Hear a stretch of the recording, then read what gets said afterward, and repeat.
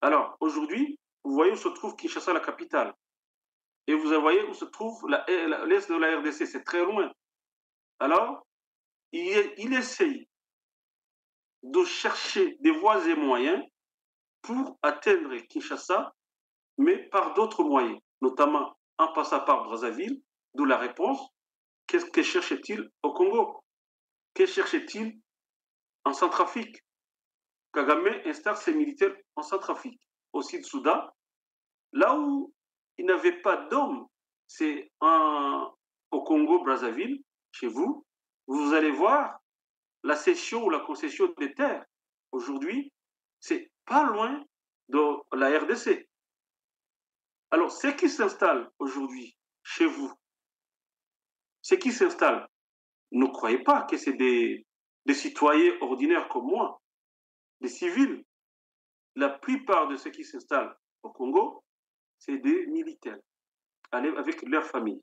Vous dites ceux qui s'installent au Congo-Brazzaville, les Rwandais qui s'installent actuellement au Congo-Brazzaville ne sont pas des civils, ce sont des militaires finalement déguisés, puisqu'on nous parle des C'est des agriculteurs qui militaires viennent déguisés faire en civil. l'agriculture.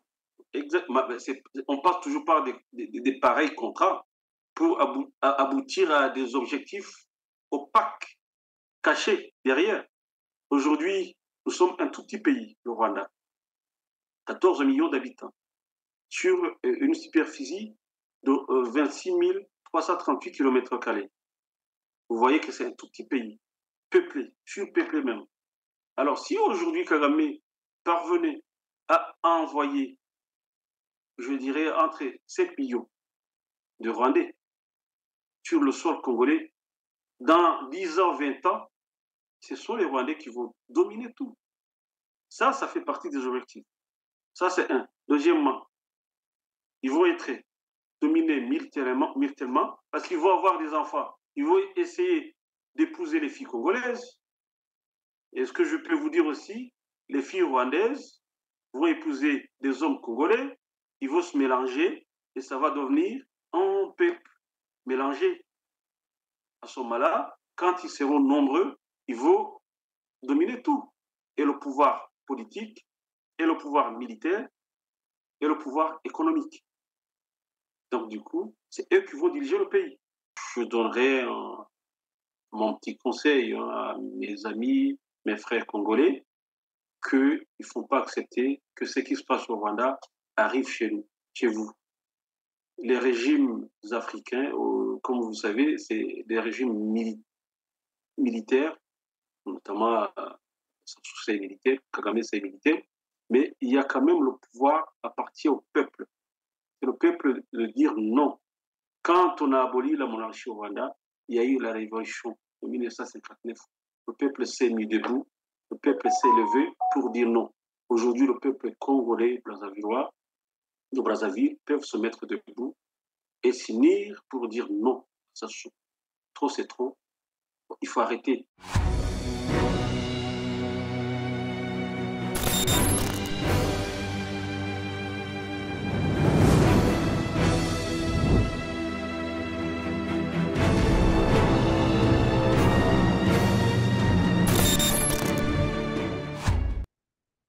Mesdames, Messieurs, bonjour, ravi de vous retrouver sur Telar TV R7.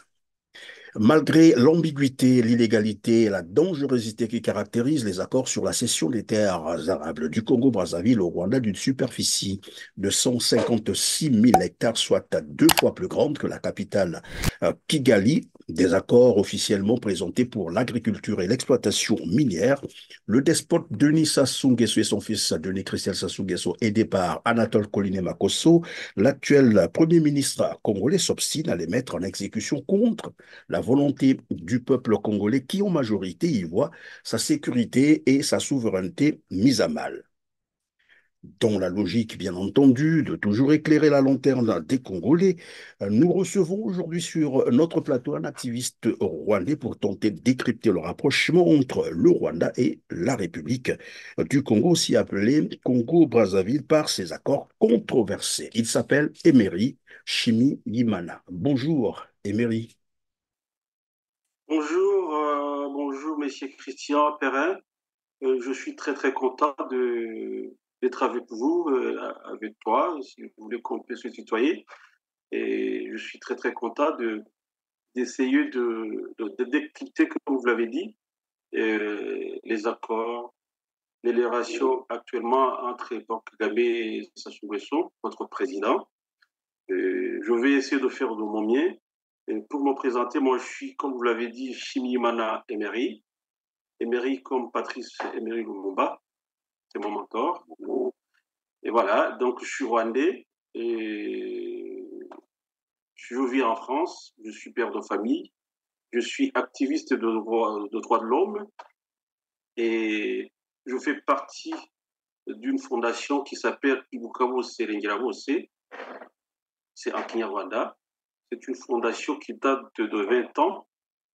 Et on exerce en France et au Rwanda et partout dans le monde. Et Ibukabo, qu'est-ce que ça veut dire? Ça veut dire mémoire commune et Rengirabo, c'est justice pour tous. Nous, on a vu le jour pour dire non à ce qui se passe dans mon pays, le Rwanda, par rapport à la mémoire.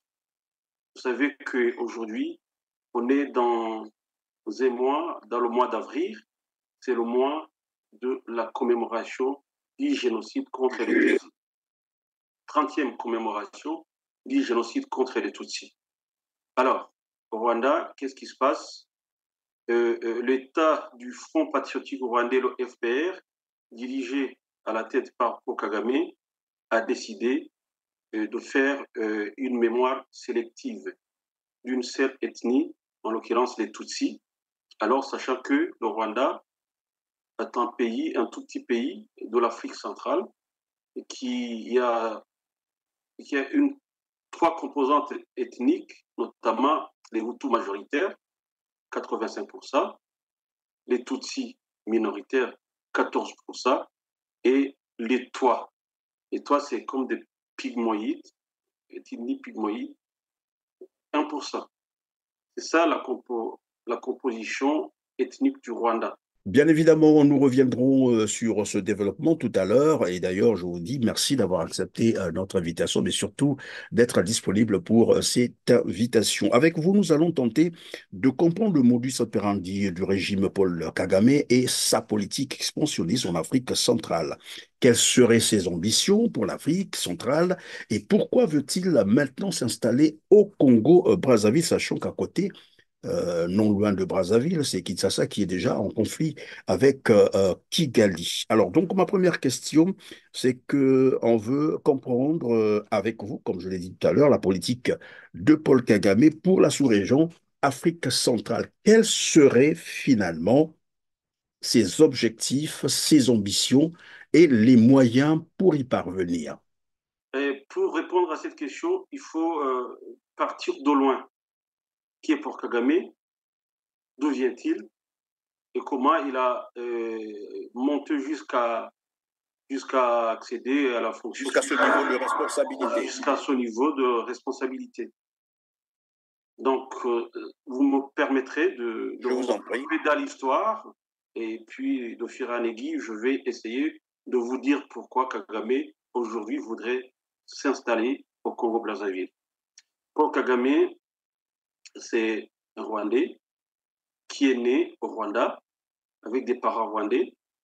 Dans les années 1959, quand il y a eu la révolution au Rwanda, ils se sont réfugiés dans les pays limitrophes. Lui, avec ses parents, ils sont partis en Ouganda. Il y en a d'autres qui sont partis au Zaïre à l'époque, d'autres au Burundi, en Tanzanie, dans les pays limitrophes du Rwanda. Pour Kagame grandit en Ouganda, il vit comme tous les réfugiés dans les camps des réfugiés. Quand il y a eu la révolution ougandaise pour renverser d'abord le pouvoir de Idi Amin Dada, Museveni faisait partie de l'administration du gouvernement à l'époque, en Ouganda, avec Milton Obote. Ils ont renversé Idi Amin Dada pour aller vite, et puis il y a Obote qui prend le pouvoir. Par après, Museveni est entré en rébellion contre Obote. En 86, Museveni rentre, enfin avant, dans les années 81, 82, 83, il rentre en rébellion, il recrute dans les camps des réfugiés rwandais, dont Paul Kagame et général Fred Elissa Rwigema, qui était d'ailleurs à la tête de la rébellion rwandaise à l'époque. Paul Kagame entre dans l'armée, ils ont fait la guerre, ils ont renversé le pouvoir de Milton Obote et ils ont été enrôlés dans l'armée ougandaise. Je rappelle à ceux qui nous écoutent, à vos téléspectateurs, que Paul Kagame était adjoint des renseignements militaires de l'Ouganda. Il était adjoint des renseignements militaires dans l'armée ougandaise. Oui, c'est là où vous allez comprendre d'où vient le problème ou la problématique actuelle de la région des Grands Lacs africains. Pour Kagame, quand ils ont gagné la guerre avec Museveni, Museveni devient président et pour les remercier, ils occupent des fonctions importantes dans l'armée ougandaise, notamment le chef adjoint des renseignements militaires ougandaises. Le général Félix Rwigema, qui est mort le deuxième jour de l'attaque de 1990 au Rwanda, il devient le chef d'état-major adjoint de l'armée ougandaise. Donc, il y avait deux têtes à la tête de l'armée ougandaise, des Rwandais. Alors, les gens se posent la question de savoir, est-ce qu'en 90, quand la rébellion du Front patriotique rwandais attaque le Rwanda, est-ce que c'est les Rwandais qui attaquent ou c'est l'armée ougandaise qui attaque? Moi, ici, je vais répéter ce qu'a dit François Mitterrand à l'époque. François Mitterrand a dit ceci, il a dit que l'Ouganda a attaqué le Rwanda. C'est une agression ougandaise contre son voisin rwandais. Et puis, les chanceliers occidentaux, ils ont ignoré cette information parce qu'ils étaient derrière tout ça. D'où la question. Et en 90, le 1er octobre, la rébellion attaque le Rwanda. Mais au moment où ils ont attaqué le Rwanda, Paul Kagame a été dépêché aux États-Unis dans une grande école militaire. Donc, on le préparait. C'était aux États-Unis. Et le général Félix Rwigema, c'est lui qui était le chef adjoint de l'armée ougandaise, mène la guerre. Il est mort le deuxième jour. Ils ont dépêché Paul Kagame des États-Unis pour reprendre les fonctions du général. C'est comme ça que Kagame a dirigé la rébellion jusqu'à la prise du pouvoir au Rwanda en juillet 1994, quand l'armée gouvernementale a fui vers le Congo en grande partie. Congo, Kinshasa, RDC. Et Césaïl, la RDC. Voilà. C'est comme ça que Kagame a pris le pouvoir, mais il a été préparé par Museveni. Donc, quand on parle des problèmes de la région d'Afrique centrale, notamment la région des Grands Lacs, il ne faut pas écarter Kagame et Museveni, parce qu'ils sont ensemble. Donc, Paul Kagame prend le pouvoir en 1994, mais les gens se disaient, les Rwandais dans la région, ils se disaient, ben, il prend le pouvoir, on va avoir la paix, mais si je retourne en 1993, il y avait eu des accords de paix d'Arusha signés en août à Arusha en Tanzanie. Mais Paul Kagame a complètement ignoré les accords de paix d'Arusha. Lui, dans sa tête, avec ceux qui le soutenaient, notamment l'armée ougandaise et Museveni, et puis les anglo-saxons, ça veut dire les Américains et les Anglais qui étaient derrière. Je rappelle que quand ils ont mené la guerre, il y avait des Marines américains qui étaient stationnés en Ouganda, Kampala. Il y en avait d'autres qui étaient à Bujumbura. Donc, du coup, c'est les anglo-saxons. Quand ils ont, pardon, Emery, quand ils ont mené la guerre, vous êtes en train de parler de quelle guerre? De la rébellion? C'est ça? Non. Oui, c'est la guerre de la rébellion. Parce que vous me posez la question de savoir où trouve cette force d'être un homme puissant dans la région. Ça vient de là. Ça vient de Parce là. qu'évidemment, oui, c'est une question légitime, simplement parce que tout le monde se pose la question quand même, c'est le Rwanda. Le Rwanda, on sait qu'il n'y a pas assez de ressources naturelles, mais curieusement, il alimente une armée qui peut intervenir à tous les niveaux, partout en Afrique, et tout le monde se pose la question de savoir où trouve-t-il ses moyens pour financer son armée, tout parce que le simplement, matériel militaire, il coûte tout cher, simplement, l'armée coûte cher. tout simplement, les moyens, pour Kagame les trouve par ses parrains occidentaux.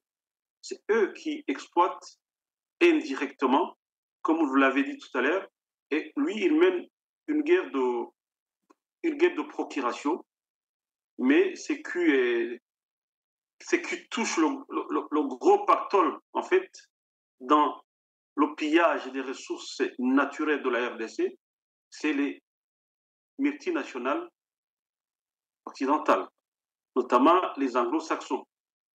Aujourd'hui, ils ont chassé les Français dans leur précaré d'antan. Et aujourd'hui, c'est les anglo-saxons, notamment les Américains et les Anglais, qui s'installent dans toute cette région. Voilà où trouve pour Kagame la force et les moyens. Pour Kagame, moi, nous, d'après les analyses qu'on a fait, d'après l'expérience, on dit que les accords qui ont été signés entre le Rwanda, bien évidemment l'Ouganda, le Rwanda, avec les Occidentaux, notamment les Américains et les Anglais, c'est eux que, dès qu'ils prennent le pouvoir, il faut continuer la guerre. Donc le Rwanda, comme vous l'avez évoqué, c'est un tout petit pays qui n'a pas de ressources naturelles. On n'en a pas dans notre sous-sol. Le Rwanda, pardon, je vais insérer une question. Le Rwanda n'a pas un sous-sol riche. Il faut dire que le Rwanda n'a pas des ressources naturelles.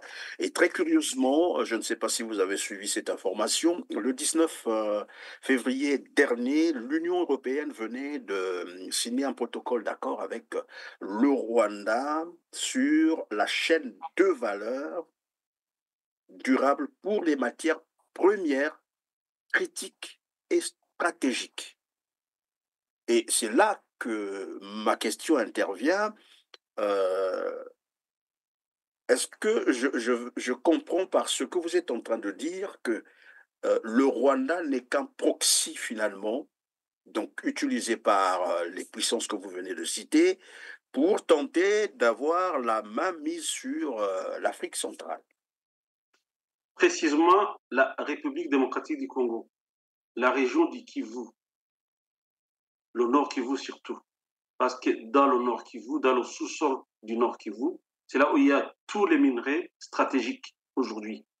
Il y a le coltan pour nos portables, pour nos ordinateurs, il y a de l'or, il y a du diamant, et il y a du lithium, tout ce que les industries occidentaux ont besoin, tout ça, ça se trouve dans le sous-sol congolais, notamment, précisément, dans le Nord Kivu. Alors aujourd'hui, on se posait la question, il y a eu des accords de paix au Rwanda quand le FPR a attaqué, et puis on espérait qu'on va avoir la paix. Mais 2 ans après, ils ont détruit les camps de réfugiés, ils ont attaqué la RDC et ses Zaïre, et ils ont renversé le pouvoir de Mobutu. Vous savez que c'était en 96. Les gens se posaient la question, qu'est-ce qui se passe? Kagame a pris le pouvoir, il a eu ce qu'il voulait, et pourquoi il rentre? Il a toujours ce prétexte de dire que dans le nord de la RDC, à l'est, il y a des ex-phares. Les ex-phares, c'est des ex-forces armées rwandaises et des miliciens inhérents. Mais il y a eu des opérations conjointes entre la République démocratique du Congo et le Rwanda pour anéantir ces forces négatives qui se trouvent à l'est de la République démocratique du Congo. D'ailleurs, ce n'est pas moi qui le dis, c'est l'ex-chef d'état-major James Kabarebe. Comme vous le savez, à l'époque, quand ils ont renversé le pouvoir de Mobutu, quand Kabila père prend le pouvoir, ce même James Kabarebe, qui a été chef d'état-major du Rwanda et qui a été ministre de la Défense et qui a été conseiller spécial de Paul Kagame, il se retrouve chef d'état-major du Zaïre à l'époque, la République démocratique du Congo actuellement. Donc vous voyez, en fait, le jeu qu'il y a dedans. Par après, on a compris que la guerre du Rwanda, Kagame sert de proxy, comme vous l'avez dit. Donc, ce qui se trouve derrière, ce n'était pas le Rwanda. On a utilisé le Rwanda pour traverser, servir de tremplin au pont pour aller exploiter les richesses du Congo. Alors, si on fait ces accords, des contrats, c'est pareil contrat, ça veut dire qu'il y a des récompenses. Kagame est récompensé. Il a signé des accords. On va faire le Rwanda comme une grande puissance économique dans la région. On va donner au Rwanda les forces et les moyens pour que l'armée rwandaise devienne l'armée puissante de la région. Et vous allez même, aujourd'hui, on dit que le Rwanda exporte des militaires. On les exporte en Mozambique, en République centrafricaine, au Sud-Soudan, etc., etc. Donc le Oui, plan j'allais dire ceci, Eberi, pardon. Le Rwanda exporte les militaires. Cela veut dire que il a assez des moyens, parce que j'ai dit tout à l'heure, le budget militaire, il est généralement costaud. C'est beaucoup d'argent, et c'est la question qu'on se posait tout à l'heure. Où est-ce que le Rwanda trouve tous ces moyens? On a tenté d'expliquer que finalement, le Rwanda pourrait être ce proxy. Euh, enfin, qui jouerait le rôle de proxy pour les Occidentaux, pourquoi pas? Parce que une autre curiosité, c'est de savoir que lorsque normalement un pays agresse un autre, c'est le cas de ce qui se passe en Ukraine, généralement le pays agresseur est, condamné. j'allais dire, banni, sanctionné, voilà. Et nous voyons ce que la Russie est en train de subir aujourd'hui pour son agression contre l'Ukraine. Ici, nous avons le Rwanda qui agresse la RDC depuis pratiquement des décennies, puisqu'il a été démontré que le M23, c'est en fait Kagame, c'est le Rwanda, et l'ONU l'a dit officiellement. Nous sommes aujourd'hui à plus de 10 millions de victimes, mais curieusement, c'est dans ce contexte que l'Union européenne signe des accords ou des protocoles d'accord avec le Rwanda pour que le Rwanda leur fournisse des matières premières critiques et stratégiques. Dans le même temps, on apprend également que l'Union européenne venait d'octroyer 300 millions d'euros au Rwanda, alors que tout le monde sait que le Rwanda agresse la RDC. Et vous avez expliqué qu'au niveau de l'Est de la RDC se trouvent presque toutes les matières premières, hein, recherchées par les Occidentaux pour leur développement, pour la stratégie, et que sais-je encore. Ma question qui va suivre, c'est de savoir, alors, puisque toutes les matières sont au niveau de l'Est de la RDC, et tout le monde convient à dire que la RDC, c'est un pays vachement riche en matières premières, que vient chercher finalement le Rwanda au Congo-Brazzaville? Puisqu'il peut trouver tout de l'autre côté, ce n'est pas encouragé, c'est d'abord un crime, une agression, c'est une violation du droit international. Mais que vient-il chercher au Congo-Brazzaville cette fois-ci? Alors, il y a ce qu'on appelle en termes géopolitiques la création de l'ennemi. La création de l'ennemi, c'est ce qu'utilise le Rwanda toujours, c'est les ex-forces armées rwandaises et les miliciens. Alors que ce soit le président Kagame, que ce soit l'ex-chef d'état-major, et même l'actuel chef d'état-major, et même ils ont dit qu'ils les ont anéantis. Mais ça reste toujours un prétexte, un alibi pour toujours aller attaquer et s'aimer le chaos, je dirais, moi, aujourd'hui, il y a le chaos à l'Est. Hein. Et ça, c'est la première des choses. Deuxièmement, qu'est-ce que cherchait le Rwanda dans cette partie de la République démocratique du Congo? La réponse est simple. Le Rwanda mène une guerre de conquête de la région pour exploiter illégalement les matières premières de la République démocratique du Congo, d'où aujourd'hui le Rwanda devient premier producteur du Corta, alors que le Rwanda n'en a pas dans son sous-sol. Donc ça explique tout cela. Pourquoi le Rwanda, l'Occident global, quand on parle de l'Occident global, c'est l'Union européenne, c'est les Américains. C'est ça l'Occident global. Oui, mais qu'est-ce qui justifie aujourd'hui sa présence au Congo-Brazzaville, en République du Congo maintenant? Alors, là, ça vient de l'enregistrement. Donc, vous savez qu'il y a eu 2 ans de Kabila père et 18 ans de Kabila fils. Et quand Tshisekedi, comme on dit aujourd'hui actuellement, le fils du pays, prend le pouvoir, il regarde de loin. Il dit, trop c'est trop. D'ailleurs, le Kabila père qui a été assassiné 2 ans après, il a exactement voulu faire ce qu'est en train de faire Tshisekedi aujourd'hui. Il a dit, vous nous avez aidés, il est grand temps que vous rentriez chez vous, il est grand temps que vous nous laissiez, même si Kabila fils a signé des accords pour exploitation des non-minerais, mais il faut à un certain moment revoir ces accords, c'est ce qu'a fait Tshisekedi, mais aujourd'hui, le Rwanda ne veut pas l'entendre de cette oreille. Le Rwanda veut toujours exploiter et donner des ordres à la RDC. C'est ça que Tshisekedi ne supportait plus. Alors, le Rwanda essaie d'utiliser la force militaire parce qu'il en a des moyens, parce qu'on lui fournit tout. N'oublie pas que quand même au Rwanda, pour arriver où Kagame est là aujourd'hui, c'est qu'au Rwanda, il s'est passé des crimes, des massacres ignobles. Il y a eu un génocide, non seulement celui des Tutsis dont on parle du 7 avril, mais il y a eu des crimes depuis 90. Il y a plusieurs crimes, d'où nous, notre fondation, nous disons que de 90 à 94, les forces, actuellement, les forces de l'armée rwandaise, les RADF, Rwanda Force Defense, ont commis des crimes de génocide dans le nord du pays. Alors, vous dites, pourquoi aujourd'hui Kagame essaie de arriver même au Congo-Brazzaville? C'est la question. Donc aujourd'hui, Kagame, avec ses parais occidentaux, mène des guerres. Ils ont, comment dire, ils ont un esprit belliqueux, hégémonique. Ils veulent contrôler. Ce qu'on oublie, c'est que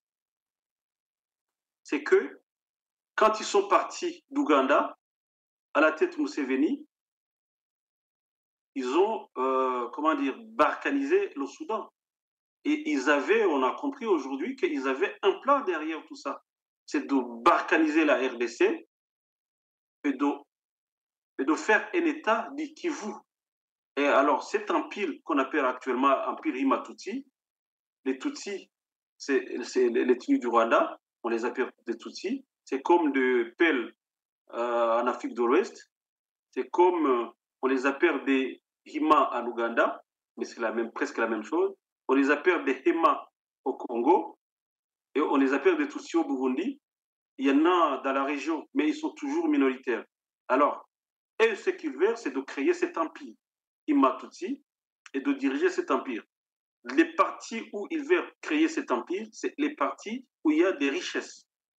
Voilà. Donc, aujourd'hui, le plan ne marche pas. Ça dure 30 ans. C'est depuis 96 au Congo, mais c'est depuis 94 au Rwanda.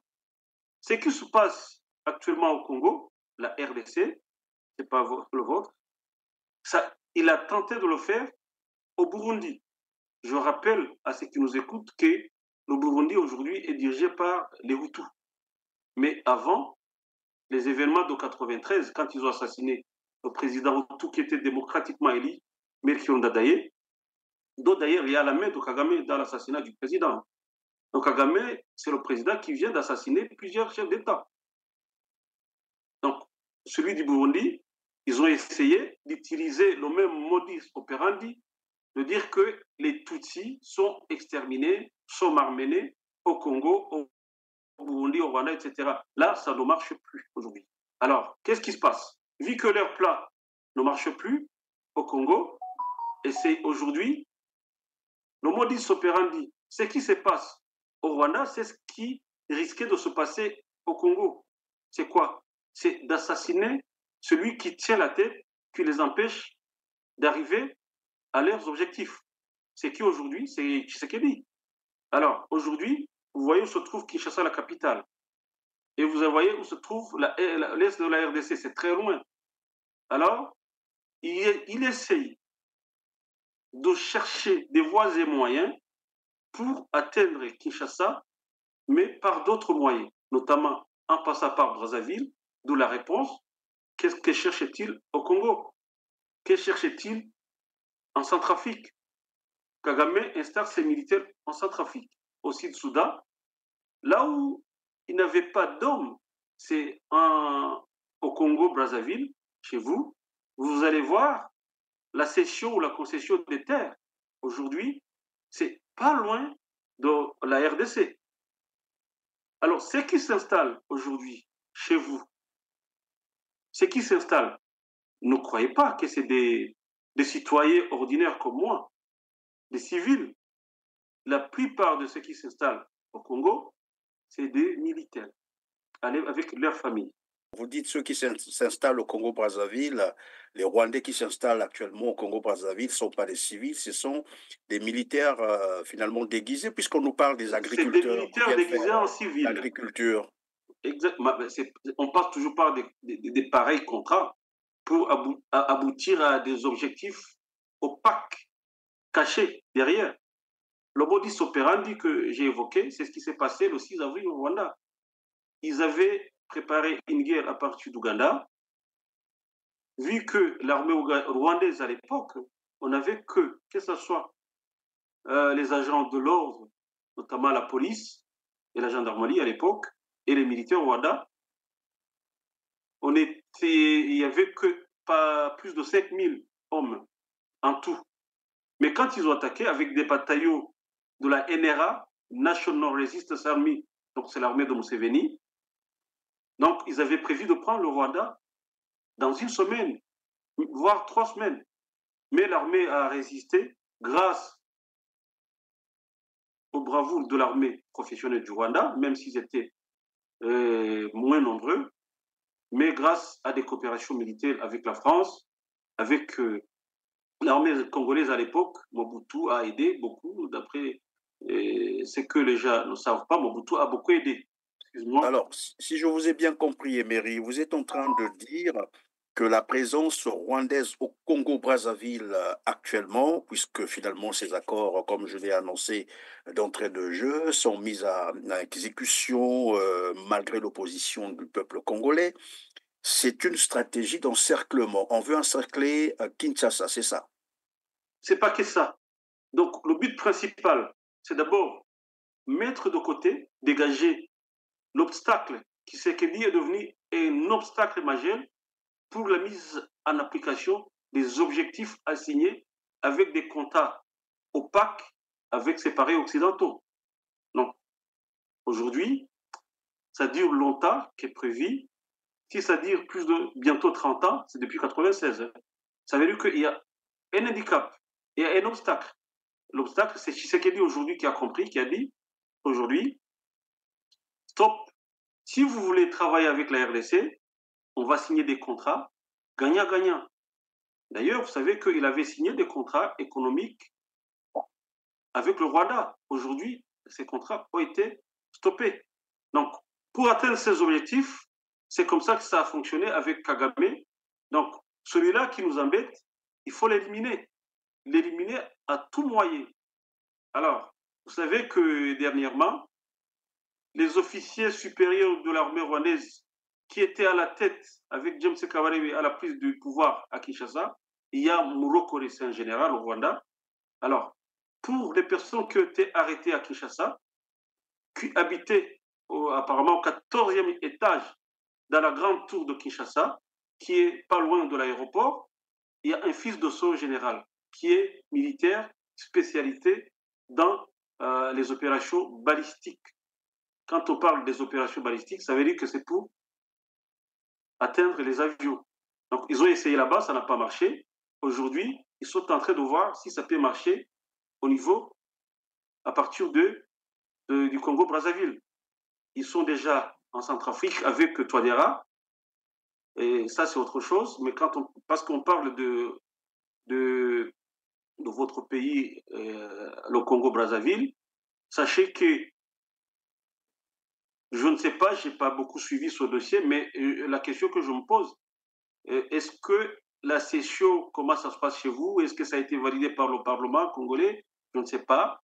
C'est vous qui peuvent me dire ça. Non, normalement, selon la Constitution, de tels accords doivent faire l'objet d'un référendum où le peuple congolais est appelé à se prononcer. Mais or, on se rend compte que depuis pratiquement 2021 que ces accords ont été signés. Et là encore, on se pose la question, les terres, est-ce qu'elles ont été attribuées bien avant 2021? Parce que en 2021, on a vu l'ambassadeur rwandais à Brazzaville aller demander des actes fonciers, des terres qui leur ont été attribuées, des terres qui ont été attribuées. Donc, on en avait donné depuis fort longtemps. Et de 2021 à 2024, où nous sommes aujourd'hui, le 14 avril 2024, ces accords ne sont jamais passés par le Parlement, n'ont jamais acquis l'approbation du Parlement.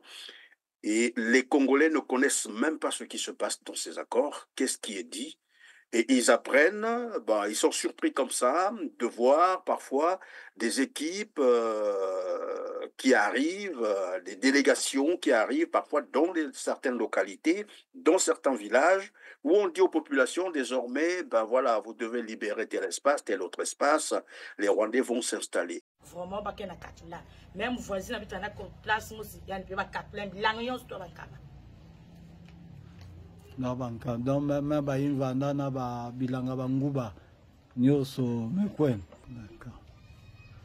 Mais est-ce que dans manima ba me proposer ben ata moi compensation moi qui ma non ben, parce que bete me kato bilanga nge bete me diata est-ce que moi qui mba me pese ben ba me pese ta kima ba me pese ta kima.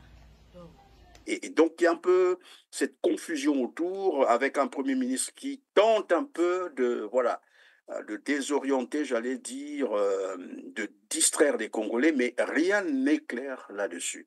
Mais ce que je peux dire, pour terminer par là, c'est que ces accords, jusqu'à la date d'aujourd'hui, sont illégaux. C'est ce que l'on peut retenir. Ne respecte pas, donc viole carrément la Constitution, et certains observateurs parlent d'une haute trahison en fait. Exactement. Donc du coup, si ces accords entre le Rwanda et le Congo-Brazzaville sont signés de cette façon-là, ça veut dire qu'il y a quelque chose qui est caché derrière. Notamment, même les Rwandais qui s'y installent. J'ai évoqué tout à l'heure que ceux qui s'y installent, ce ne sont pas des simples citoyens civils. Ce sont à grande majorité, certes, il peut y avoir des civils, mais c'est à grande majorité des militaires. Nous avons cette information. On vous file cette information, c'est à vous de la vérifier et de voir si ce que je suis en train de vous dire, en tout cas, ce que je peux vous dire, votre pays est menacé gravement, parce que ce que j'ai expliqué à un Congolais que j'ai croisé, on en a discuté. Aujourd'hui, nous sommes un tout petit pays, le Rwanda, 14 millions d'habitants, sur une superficie de 26 338 km². Vous voyez que c'est un tout petit pays, peuplé, surpeuplé même. Alors, si aujourd'hui Kagame parvenait à envoyer, je dirais, entre 7 millions de Rwandais sur le sol congolais, dans 10 ans, 20 ans, ce sont les Rwandais qui vont dominer tout. Ça fait partie des objectifs. Ça, c'est un. Deuxièmement, ils vont être dominés militairement parce qu'ils vont avoir des enfants. Ils vont essayer d'épouser les filles congolaises. Et ce que je peux vous dire aussi, les filles rwandaises vont épouser des hommes congolais, ils vont se mélanger et ça va devenir un peuple mélangé. À ce moment-là, quand ils seront nombreux, ils vont dominer tout. Et le pouvoir politique, et le pouvoir militaire, et le pouvoir économique. Donc, du coup, c'est eux qui vont diriger le pays. Donc, ça, ce sont des objectifs lointains qu'il faut se poser et essayer de crier haut et fort et arrêter ces accords. Parce que ces accords ne bénéficient pas au peuple congolais Brazzaville. C'est ce que je peux vous dire. Donc, il y a des intérêts économiques de Paul Kagame à travers son bras droit de société. Je ne sais pas si vous le connaissez. À chaque fois, il vient et avec une société qui s'appelle Crystal Ventures Limited. Il faut que ceux qui nous écoutent sachent que c'est une société du parti au pouvoir, de Kagame, du FPR. Donc, ça, c'est une société de Kagame, mais il utilise son parti pour essayer d'élargir son influence. Quand on élargit l'influence, il faut avoir des moyens. Donc Kagame tire ses moyens en élargissant économiquement un peu partout. Il fait la même chose en Centrafrique. Aujourd'hui, c'est cette même société qui exploite la richesse du sous-sol de la Centrafrique. Aujourd'hui, ils viennent chez vous, ils achètent des terres, enfin, on leur a cédé des terres. On leur a cédé, ils n'ont même pas acheté. On leur a cédé des terres. Demain, ils vont devenir comment dire, ils vont devenir des hommes riches économiquement et ils vont acheter pratiquement partout. Et puis voilà, ils vont vous diriger. Donc ça, je ne me trompe pas là-dessus. Hein. Donc il faut faire attention, essayez d'utiliser vos moyens parce qu'au moins vous, chez vous, vous avez le droit d'avoir une opposition, ce qui n'est pas le cas au Rwanda. Nous, on essaie de parler, mais à l'extérieur du pays. Celui qui ose dire ce qui ne va pas au Rwanda, il est mort, ou soit il est en prison, la perpétuité, ou soit il a fui le pays, il est en exil. Voilà. Donc, au moins vous essayez de parler au Rwanda, il n'y a pas d'opposition interne. Il n'y a rien.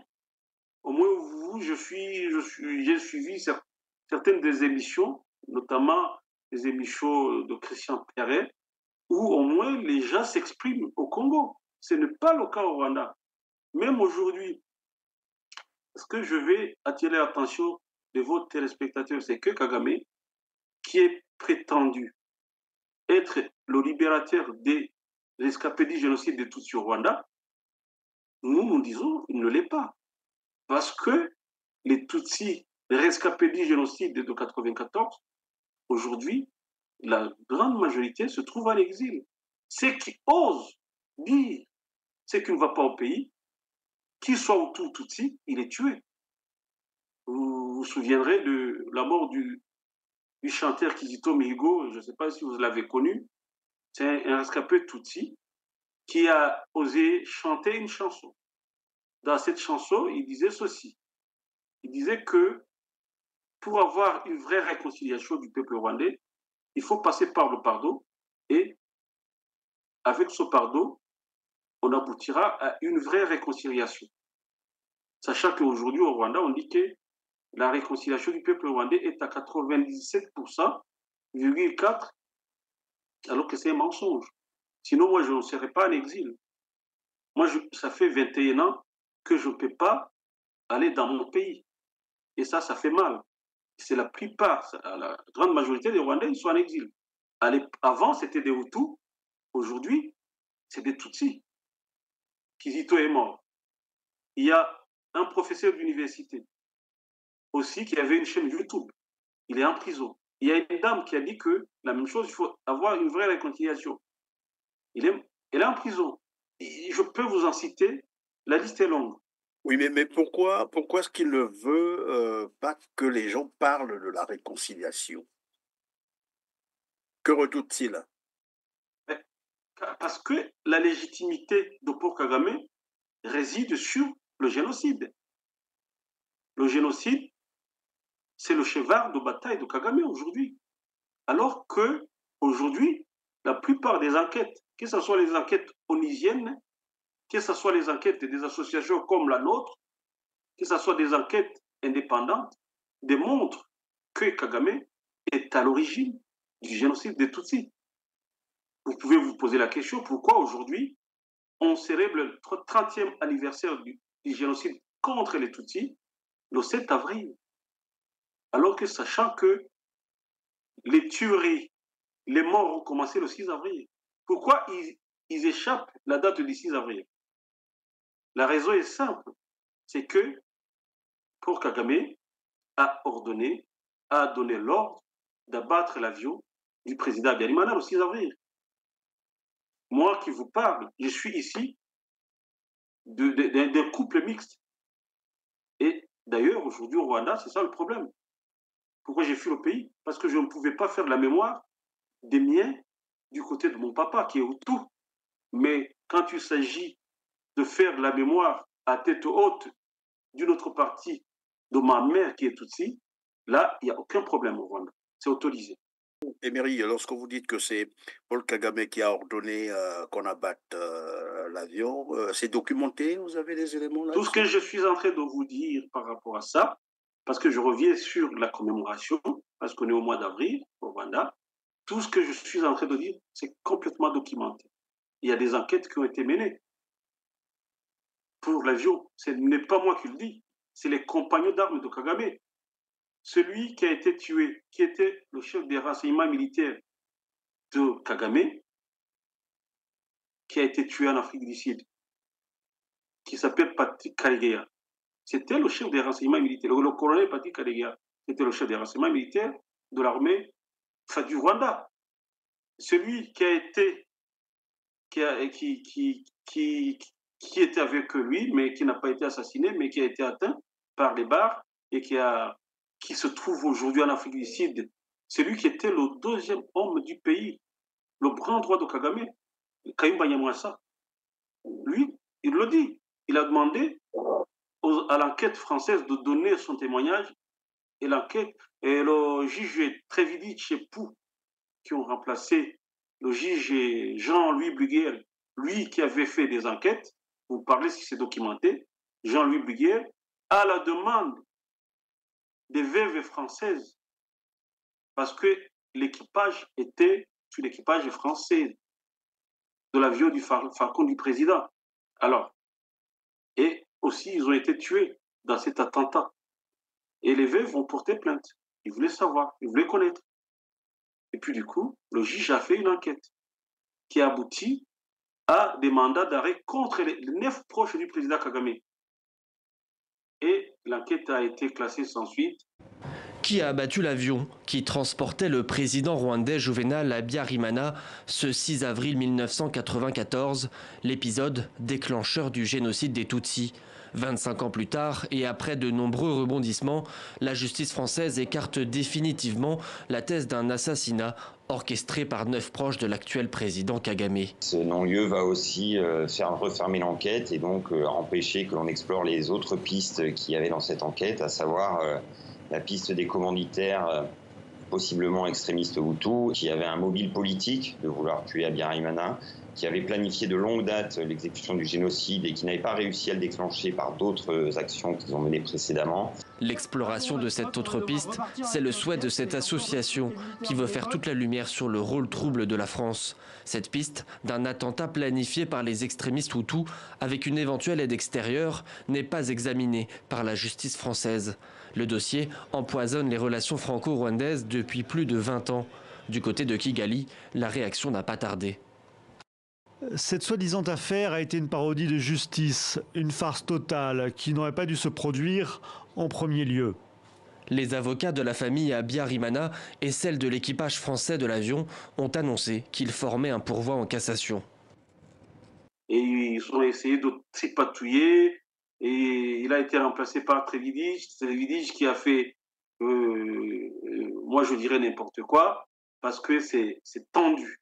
Vous avez suivi dernièrement, Emmanuel Macron a déclassifié les archives de François Mitterrand.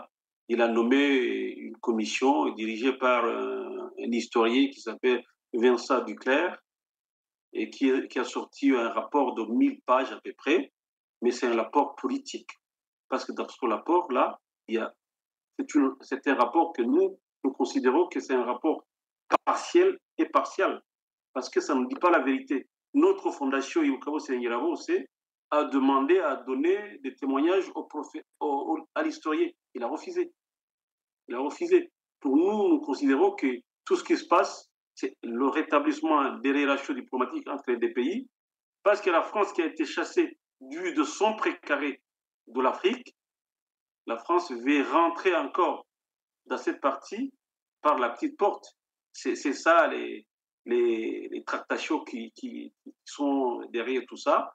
Quand vous entendez les discours d'Emmanuel Macron, que nous reconnaissons des responsabilités lourdes et accablantes, tout ça, ce sont des mots, mais ce qui se trouve derrière, c'est que la France n'est plus dans cette partie pour aller exploiter aussi comme le font les anglo-saxons.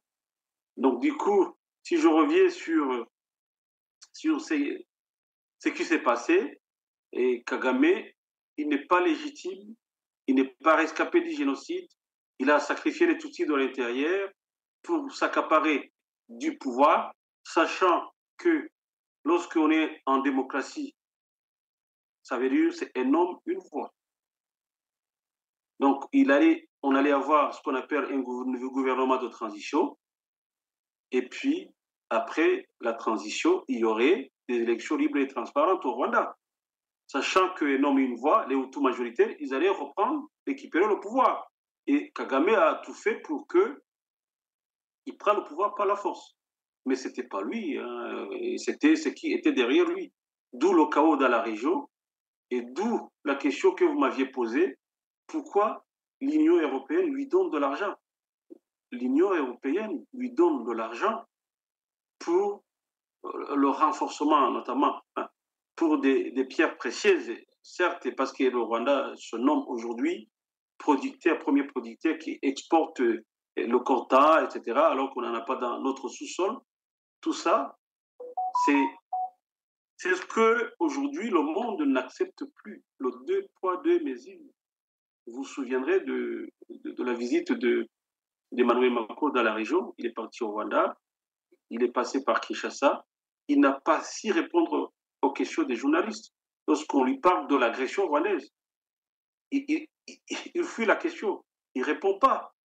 Donc, du coup, vous comprendrez que le Rwanda a une main derrière, et le Rwanda fait un travail de sale besogne, et Kagame en profite, même s'il a tout simplement des miettes. Mais quand on parle des miettes, mais c'est des millions et des millions. Ce que je peux retenir du développement que vous venez de faire, je semble comprendre que finalement, derrière le Rwanda, et vous l'avez d'ailleurs dit hein, d'entrée de jeu, c'est un peu l'Occident global. Hein, vous avez dit l'Union européenne, les États-Unis, parce que évidemment la question s'est aussi posée. Pourquoi est-ce que une dictature comme le Rwanda, que tout le monde sait que c'est une dictature, vous avez rappelé que là-bas, les opposants, d'abord, l'opposition n'existe pas.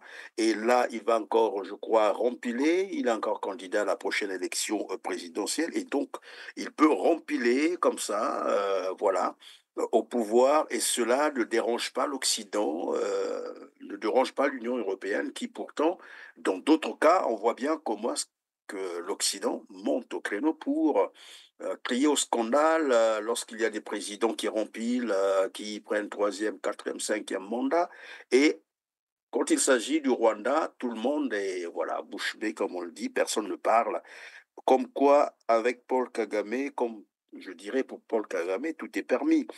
Est-ce que c'est pour autant dire que finalement, puisqu'on a dit au départ que il jouerait le rôle de proxy, est-ce que par le Rwanda, c'est une stratégie de post-colonisation de l'Afrique? C'est-à-dire, désormais, les Africains ont compris qu'avec les anciennes puissances coloniales, ça ne marche plus, et vous l'avez rappelé d'ailleurs, qui sont en train d'être chassés de l'Afrique. Et il faut donc revenir en Afrique, mais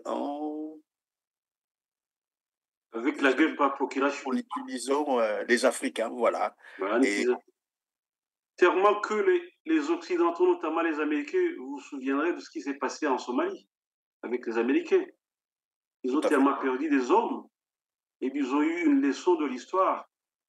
Et aujourd'hui, ils ont compris qu'ils ne peuvent plus envoyer des hommes.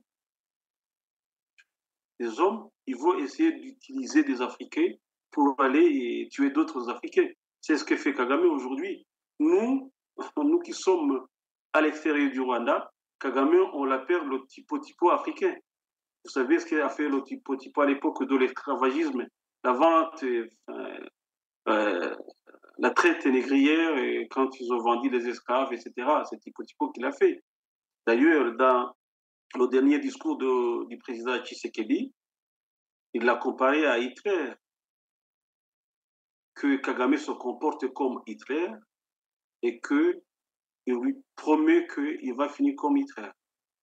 Kagame est Hitler. Et ce que je vais essayer d'attirer l'attention, ils ne font pas, c'est ce que Tshisekedi a dit d'ailleurs, ils ne font pas confondre le régime actuel du Rwanda et le peuple rwandais. Il faut toujours les dissocier. Absolument. Le peuple rwandais a toujours été un peuple paisible qui cherche à vivre en harmonie avec ses voisins. D'ailleurs, ça a été le cas de l'ancien régime du président Habyarimana avec son voisin le RDC et le Burundi, etc. Sachant qu'à l'époque, il y avait les accords économiques qui s'appelaient à l'époque chez nous la CEPGR, la Communauté économique des pays des Grands Lacs, où il y avait un président Tutsi au Burundi, Jean-Baptiste Bagaza. Ils s'attendaient très bien les trois. On avait, comment dire, une sorte de passeport. Moi, quand j'allais au Congo, je n'avais pas de passeport, je passais. Il n'y avait pas de frontière, on passait. Donc ça existait. Aujourd'hui, on se pose la question que pourquoi le Rwanda devient maître du monde, de cette partie. Qu'est-ce qu'elle a, le Rwanda, un tout petit pays? Ça, c'est la politique qui a été dessinée par l'Occident, parce que le Rwanda se trouve à un point stratégique pour contrôler toutes ses richesses et contrôler l'Afrique. Alors, aujourd'hui, vous entendrez dire que c'est le pays le plus développé en Afrique centrale, même en Afrique. Hein. Vous entendrez dire que c'est le pays le plus propre de l'Afrique. Certes, quand on atterrit à Kigali, tout est balayé, c'est propre. Il y a des étages qui poussent, mais des étages souillés de sang. Parce que tout ce qui construit le Rwanda aujourd'hui, ça vient de 10 millions, plus de 10 millions de Congolais qui sont morts à cause de cette exploitation illégale et inacceptable. Donc, Kagame n'est pas le peuple rwandais. Le peuple rwandais, c'est un peuple qui cherche la paix avec ses voisins, qui cherche à ce que les guerres s'arrêtent. C'est ce que nous cherchons. Mais ça ne peut pas s'arrêter tant que Kagame est à la tête du pays. Au Rwanda, il n'y a pas, je l'ai tantôt cité, il n'y a pas d'opposition. Aujourd'hui, Kagame, en juillet de cette année, il va encore se représenter. Les soi-disant, entre guillemets, les partis d'opposition qui sont avec lui dans ce qu'on appelle le forum des partis, qui est dirigé, ce forum des partis, par le FPR. Le FPR, c'est le parti de Kagame. Donc, les principaux leaders de ces partis ont déjà donné le soutien à Kagame. Donc, ils ne peuvent pas se présenter. Parce qu'il n'y a pas de démocratie au Rwanda. Il n'y a pas un état de droit au Rwanda. Normalement, un état de droit, c'est un état qui est constitué de l'indépendance des trois pouvoirs. Le pouvoir exécutif n'existe pas au Rwanda. Le pouvoir législatif n'existe pas au Rwanda. Le pouvoir judiciaire n'existe pas au Rwanda. Tout se renferme sur un seul homme, Kagame. C'est Kagame qui dirige tout. C'est lui qui est justice, c'est lui qui est exécutif, et c'est celui qui est législatif. C'est lui qui fait tout. Donc, vous voyez, dans un tel régime, que moi je ne dirais pas de dictatorial, de totalitaire, dictatorial, tout ce que vous voulez.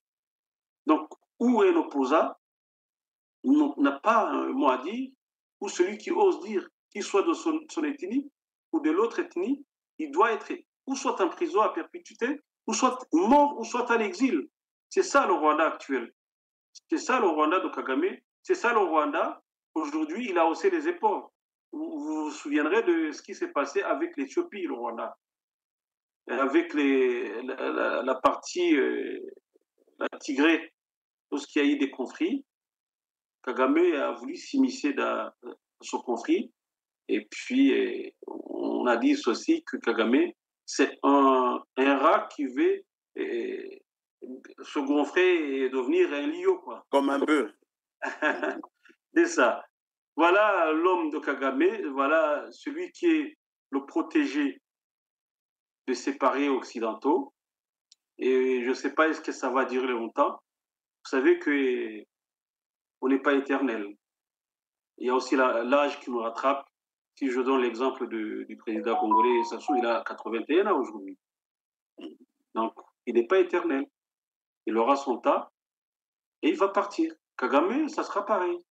C'est vrai que les hommes passent, hein, les nations restent, mais ce qu'il faut craindre et ce que tout le monde redoute, c'est qu'avant qu'ils ne partent, qu'ils fassent trop de dégâts, et c'est ce que craignent d'ailleurs les Congolais aujourd'hui. Je le disais d'entrée de jeu, la sécurité nationale est mise à mal, la souveraineté.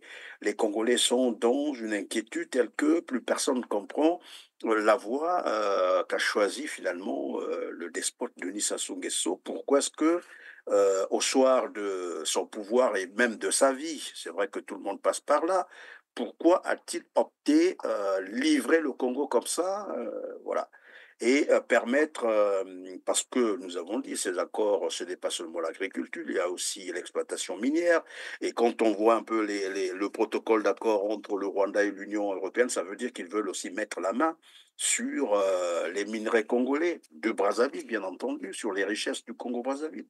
Pourquoi continuer à livrer le Congo-Brazzaville au pillage par les Occidentaux? Et c'est ce que les Congolais n'apprécient pas. Mais bref, nous sommes arrivés à la fin de cette émission, Emery, à moins que vous ayez quelque chose à nous dire, mais je vous accorde donc quelques secondes pour clôturer. Merci beaucoup, Monsieur Christian Perret, de cette tribune que vous m'avez accordée pour essayer de dire quelque chose, ce qui se passe dans la région des Grands Lacs surtout, et le malheur que cause mon propre pays d'origine, au Rwanda, que l'on doit distinguer son président Kagame, le peuple rwandais, et je le répète, c'est un peuple pacifique, c'est un peuple qui veut la paix, qui veut coopérer avec ses voisins et qui peut coopérer avec toutes les nations du monde, y compris le Congo-Brazzaville. Si je peux me permettre, je donnerai mon petit conseil à mes amis, mes frères congolais, qu'il ne faut pas accepter que ce qui se passe au Rwanda arrive chez nous, chez vous. C'est arrivé, au moins vous le savez, déjà on alerte la population congolaise et vous-même, et tout le monde et les médias, il faut stopper ça, parce que ça aurait des conséquences dans l'avenir, non seulement pour vous, mais pour vos descendants. Pour vos descendants, vos enfants, vos petits-enfants, etc. Et puis voilà, je tenais à vous dire ça. Les régimes africains, comme vous savez, c'est des régimes militaires, notamment c'est militaire, Kagame c'est militaire, mais il y a quand même le pouvoir appartient au peuple. C'est le peuple de dire non. Quand on a aboli la monarchie au Rwanda, il y a eu la révolution en 1959. Le peuple s'est mis debout, le peuple s'est levé pour dire non. Aujourd'hui, le peuple congolais, brazzaville, de Brazzaville, peuvent se mettre debout et s'unir pour dire non. Ça, trop, c'est trop. Il faut arrêter. Il faut arrêter parce que c'est les enjeux de notre pays, de nos enfants et de nos petits-enfants. C'est à vous de le dire. C'est à nous de vous appuyer par des conseils, par l'expérience que nous avons connue au Rwanda avec le régime actuel du Rwanda. Et à l'ensemble, tous ensemble, avec cette force, cette synergie des forces des peuples africains, on va y arriver. Et je vous remercie. Emery Chimi Imana, en tout cas, merci d'avoir été avec nous sur TLR TV. Quant à nos téléspectateurs, les Congolais vous ont bien suivi. Il faut absolument stopper ce projet. Et même si voilà, les hommes de Kagame commencent déjà à s'installer, c'est ce que nous avons appris. Il y en a déjà qui se sont installés à Maluku et un peu partout. En tout cas, les Congolais doivent s'arranger à stopper ce projet pour ne pas sacrifier l'avenir de ce pays, de nos enfants, comme on l'a dit, de nos petits-enfants, disons, des générations futures, mais aussi éviter de mettre le Congo-Brazzaville en conflit avec le Congo-Kinshasa. Encore grand merci d'avoir disposé ce temps, Emery, au détriment de vos occupations. Et ce n'est que le début. Nous reviendrons vers vous pour continuer à explorer d'autres thèmes, notamment qui concernent le Rwanda et la sous-région Afrique centrale. Mesdames, Messieurs, vous avez compris que nous sommes à la fin de cette émission. Merci de nous avoir suivis. Et comme d'habitude, des petits gestes, hein, c'est de cliquer sur le petit pouce en l'air juste en bas de la vidéo après avoir massivement partagé cette émission pour nous aider à atteindre un plus grand nombre de téléspectateurs. Dites-nous également en commentaire ce que vous pensez de cette émission. Cela nous fera énormément plaisir. On se retrouve très prochainement. Merci.